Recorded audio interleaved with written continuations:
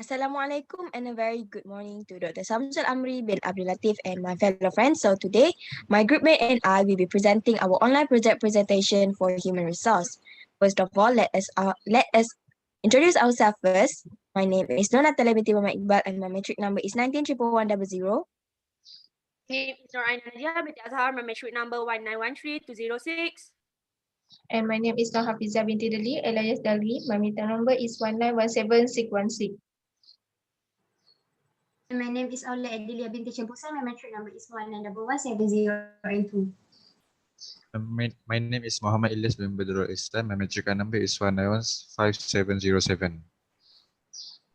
So there are 5 members in our group. Each one of them has chose their own chapter that they wanted to present. Yes. So the first one is the cultural context, disciplinary systems, benefit and reward, training and development, and international staffing. So let's move on to our first presenter. Thank you, Nathalia. So I will explain more about the cultural context, the number 1 chapter. So I think this is a main point or the main element in this chapter, which is 5 dimension by Gerd Hofstede. So first of all is power distance, means high power distance culture more likely to accept hierarchical organization structure, means you claim yourself as a boss, means that all the employee, all the workers need to respect you.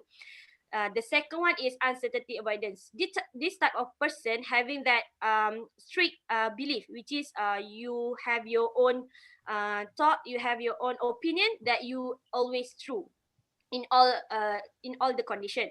So the third one is femininity versus masculinity. Masculinity means the pursuit of financial success or strong performance, how you achieve your achievement in your company.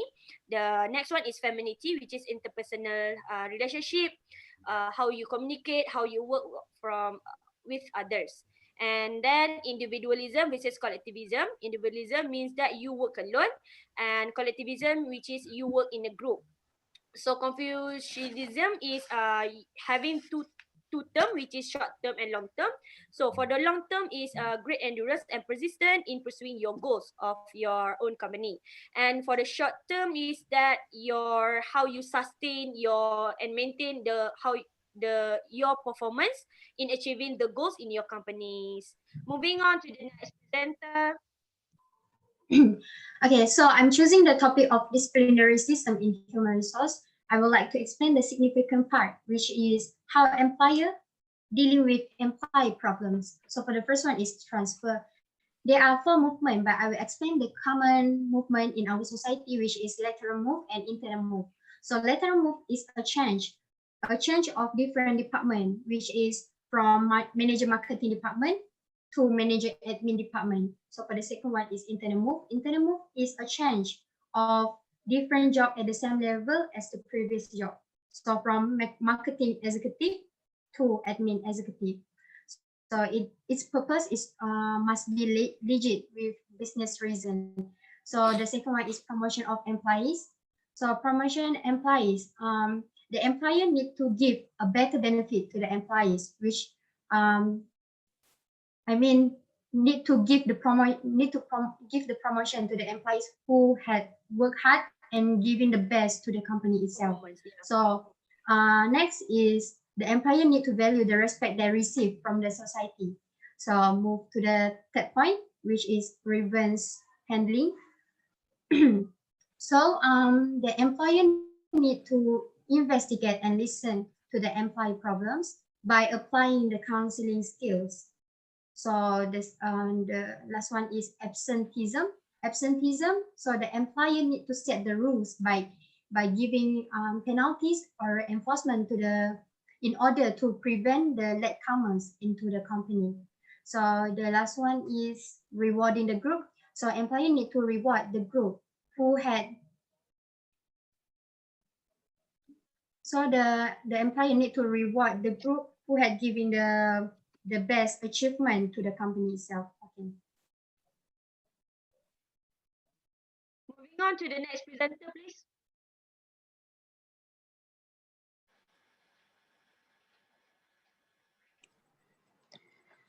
Okay, next I will explain about the benefits and reward. In this chapter, we will know more about benefit and reward that employer should offer to the employees. So first, I will explain about benefits. Benefit is divided into two, which are statutory benefit and non-statutory or optional benefits. The employee also get the benefits from SOCSO, like medical benefit for employment injury, dependent benefits, funeral benefit, facility for rehab, and so on. Non-statutory or optional benefit. First, insurance. Insurance is life or accident group policies. This insurance is really important if the employee is involved in any accidents. Usually, insurance is not extended to family, may be paid by both parties or subsidized. Second, time of payment. It is including marriage, birth of child, personal emergencies, studies, and deaths of relative. Next, retirement benefit. For this retirement, employers should give higher rate of contribution for EPF. Besides, it established special retirement fund as extra. Last but not least, for benefit is non-statutory issue like creative benefits such as withhold higher EPF contribution after 8 years, give an extra services. Okay, next I will explain about reward system. There are two kinds of reward system, which are financial and non-financial. For reward financial, the employees can get increased salary from their employees.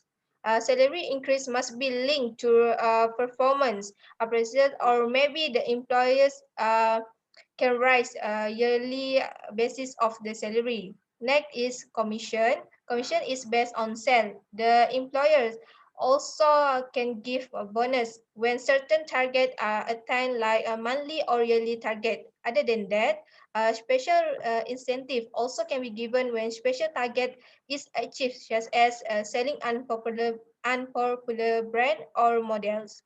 Okay, next, non-financial reward like performance award. This reward is for a special achievement like Employee of the Month, perfect attendance, and the most promising executive.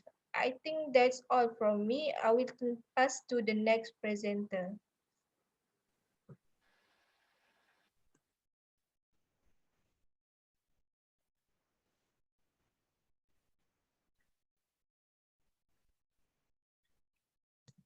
Sorry.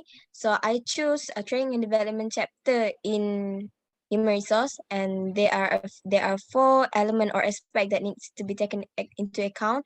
There are training methods, steps in conducting training, level of analysis, and factors to be considered before conducting a training program. So as for the training method, there are a lot of popular method that will be used, but it varies depending on the company. So for example, lecture, role play, job rotation, stimulation, case study, and discussion, and there's a lot other more.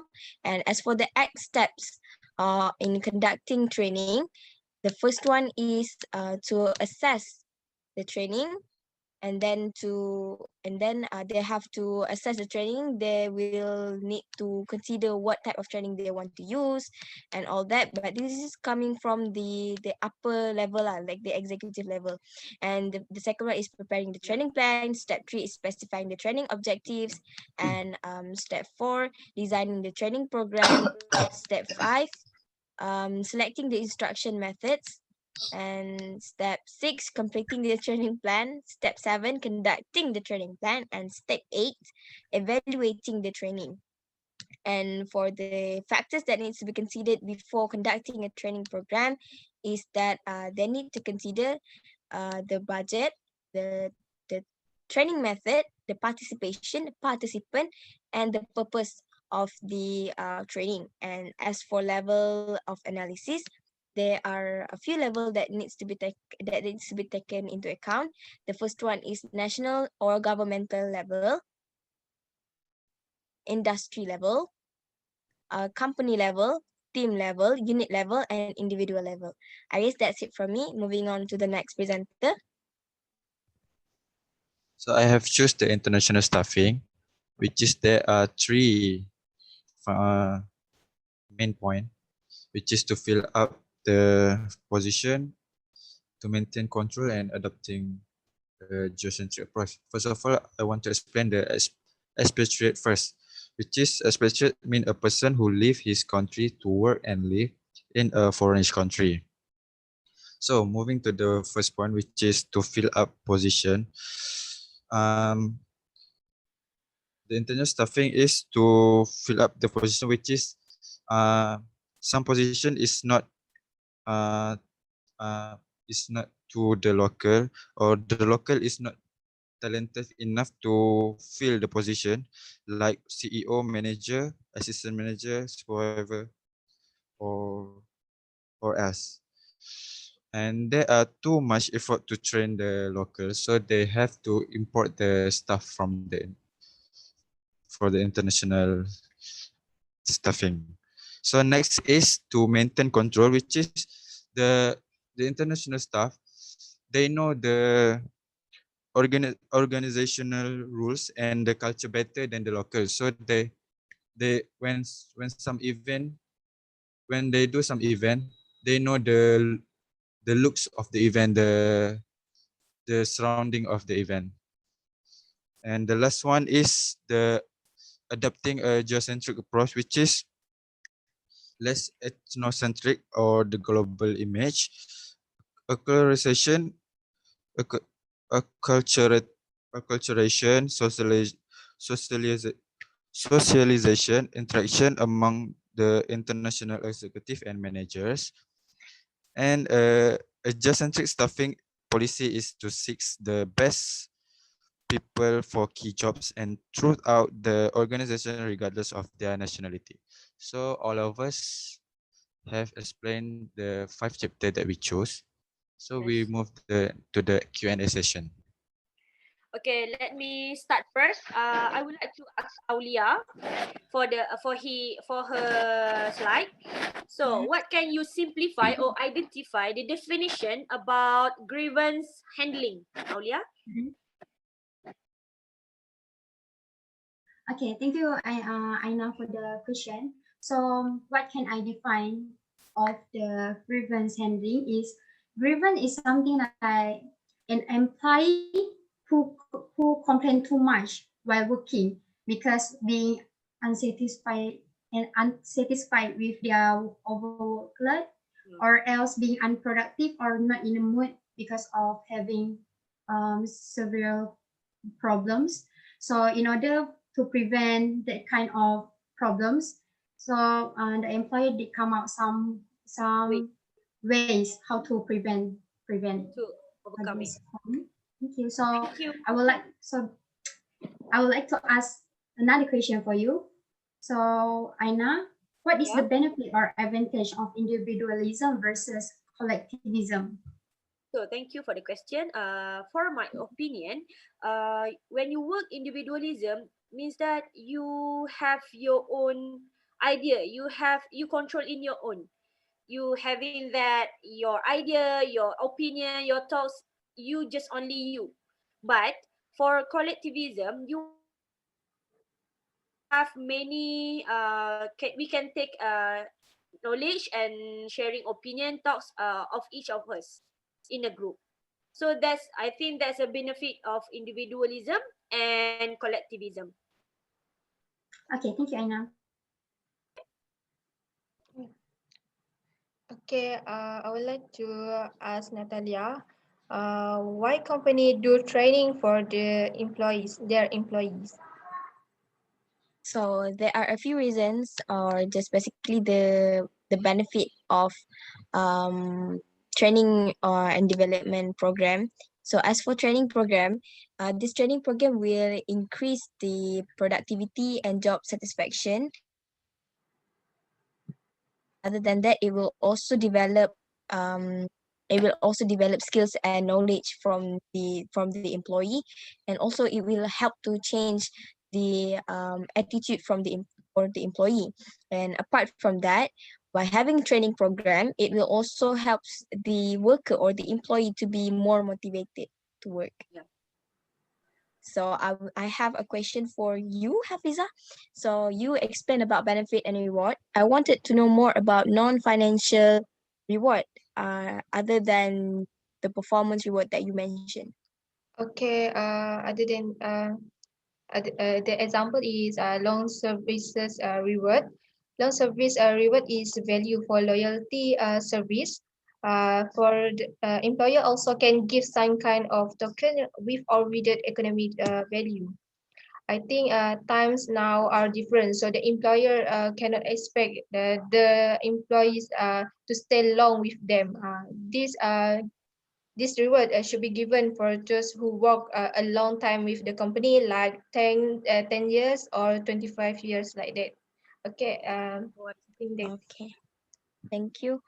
Thank you, Hafizah. So, Illyas, I have a question for you too. So you explained about international staffing. Yeah, sorry. So I wanted to know what is PCNs, TCNs, and HCT. So thank you, Nathalia, for the question. So PCN stands for Parent Country Nationals. TCN stands for Third Country Nationals, and HCT stands for Host Country Nationals. That's it. Thank you. Okay, I think that's all from us for the online presentation and for the Q&A session. I think that's all. Thank you. Thank you, everyone. Thank you. Bye.